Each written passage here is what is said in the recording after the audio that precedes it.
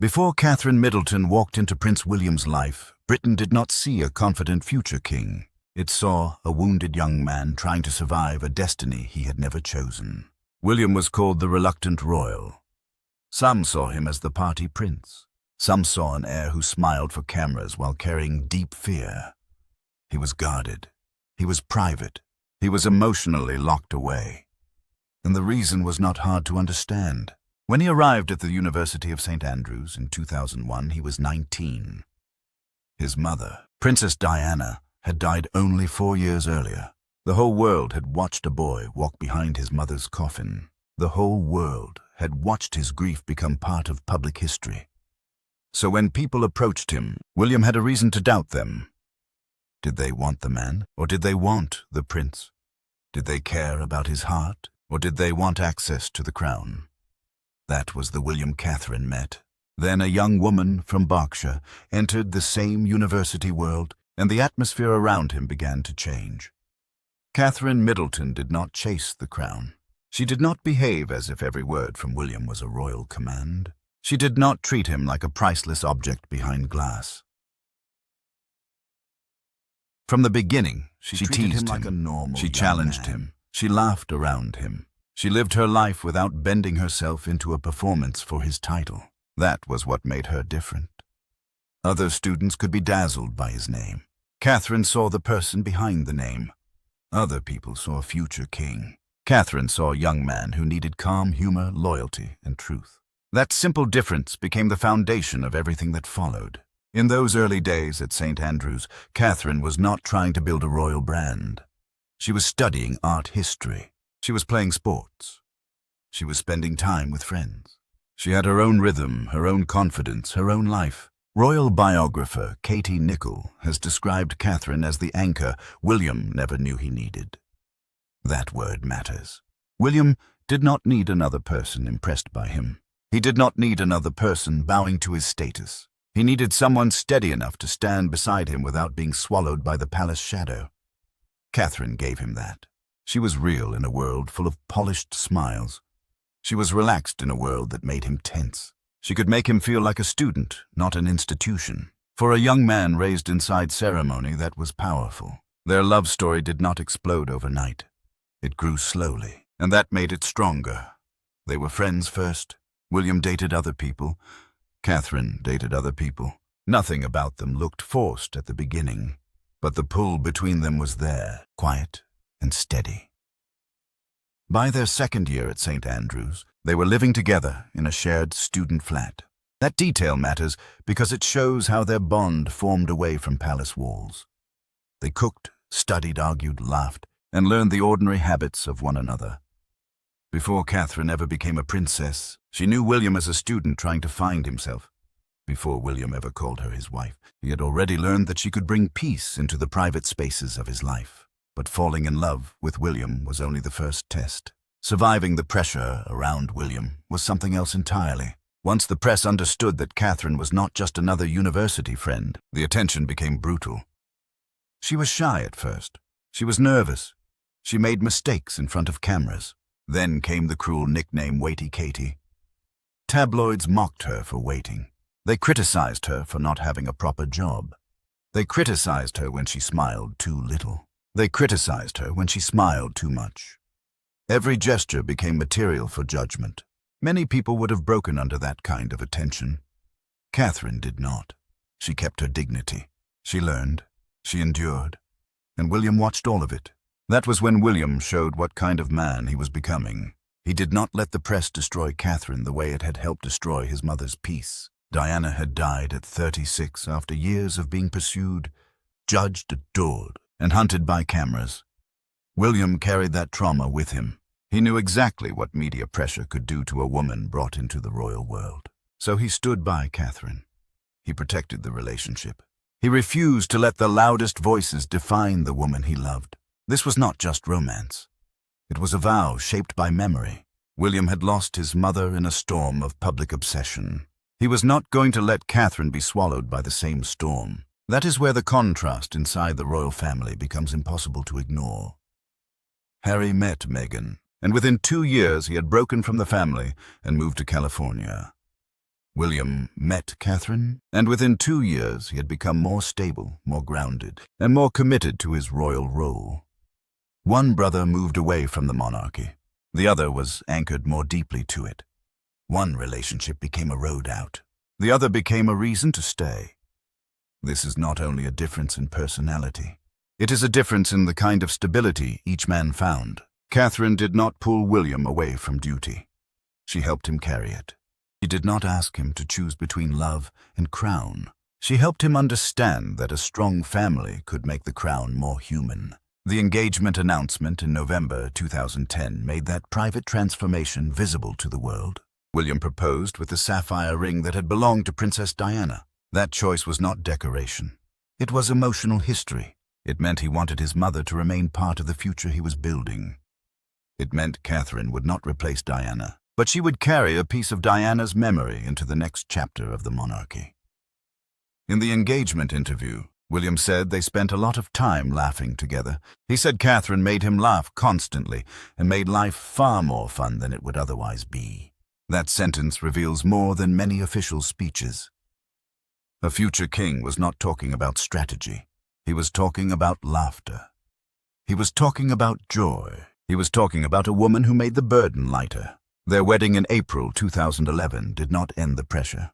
It increased it. Catherine stepped from private endurance into public responsibility. Every dress, every glance, every appearance, every silence was studied. Yet over time, she did not shrink. She grew stronger. She became more confident. She learned the rhythm of royal life without losing the calm that had first attracted William. And as she grew, William grew beside her. The guarded young prince of the early 2000s slowly became a man more willing to speak about family pressure, fear, gratitude, and love. It was the result of years of trust. Catherine did not change William by demanding speeches from him. She changed him by making emotional honesty feel safe. The clearest proof came in a recent Heart FM interview. William said Catherine was an amazing mom, an amazing wife, and that their family literally could not cope without her. Think about the weight of that admission. This is a man raised from birth to control his face, control his words, and never reveal weakness. Yet he openly admitted that his family depends on Catherine. That is not the William of 2005. That is not the moody, guarded prince who arrived at St. Andrews carrying grief on his shoulders. That is a husband secure enough to honor his wife in public. That is a father honest enough to admit the center of his home. That is a future king learning that strength is not silence. Royal commentator Richard Fitzwilliams has observed that Catherine gave William something no palace training could provide: emotional security. That explains so much. William endured his parents' very public divorce. He endured the death of his mother at 36. He endured years of tabloid scrutiny. He endured the pain of watching his brother walk away from the family. Through all of it, Catherine remained the constant presence. When royal duty became heavy, she took on more work. When King Charles faced cancer, she helped hold the family together.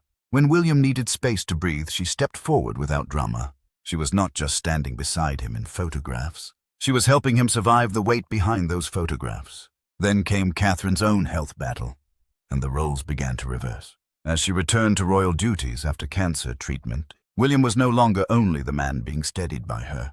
He became the man cheering her on. In the same Hot FM interview, he said Catherine came back from Italy buzzing. William was proud. He was smiling.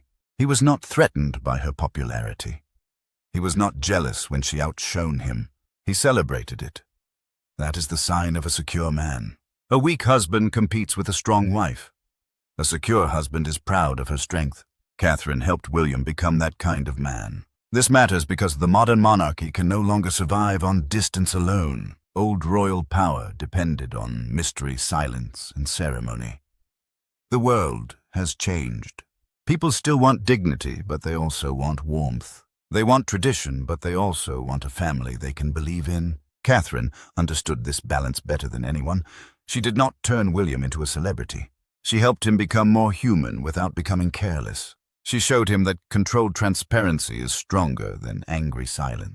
That is why William, once deeply hostile to cameras, now allows carefully chosen family photographs, documentaries, and public glimpses of home life. He has not surrendered privacy. He has learned how to share enough to build trust. Look at the way William now speaks about his children. He jokes about Prince Louis leaving jam fingerprints in the car. He talks about Princess Charlotte and Prince Louis fighting over the radio in the morning. He speaks about Prince George, Charlotte, and Louis not as symbols in a royal line, but as children with noise habits, jokes, and mess. That is not the stiff monarchy of the past. That is a father letting the public see ordinary life inside an extraordinary family.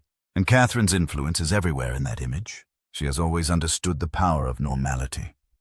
School runs, family photos, birthday portraits, small jokes, relaxed smiles. These things make the monarchy less cold and more believable. The contrast with Harry could not be sharper. Harry fought the press attacked, the media wrote about private wounds, and built a life in self-imposed exile. William learned a different lesson. He did not forgive every intrusion. He did not forget what happened to Diana. But he learned to work with the system without letting the system own him. Catherine helped him find that middle path. Not total surrender, not total war. A royal family cannot live in a bunker. It also cannot live as a reality show. Catherine's gift has been balance. She knows when to speak and when to stay quiet. She knows when to appear and when to protect the children. She understands that public trust is built slowly through consistency. The deeper truth is that Catherine transformed William not by changing his character, but by allowing his best qualities to survive. She did not want a prince as a trophy. She wanted a husband. She did not need him to perform royal perfection at home. She gave him space to be tired, funny, anxious, loving, and ordinary. That is why he could become more open. That is why he could become more emotionally present with his children. That is why the reluctant heir began to look like a confident future king. The crown did not make William stronger. Love made him steadier. Duty did not soften him.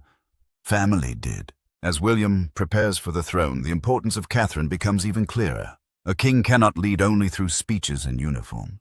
A king must represent continuity in a world full of distrust. He must show calm during scandal, strength during illness, and humanity during national pressure. William will need every ounce of wisdom he has, and beside him are Catherine, George, Charlotte, and Louis. That family is not a decoration for the monarchy.